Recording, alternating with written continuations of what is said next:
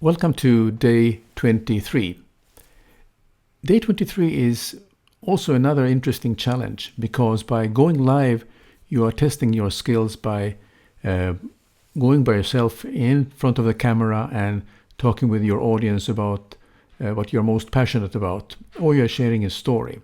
But also, what I enjoy doing is having discussions and interviewing with friends of mine. And so today's challenge is about interview someone, go live, and have a discussion.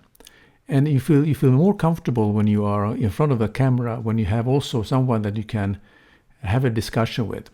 Either you are both, if you are within the same area, that you are both in front of the camera, or alternatively, you can do a Skype call and bring somebody in for that call.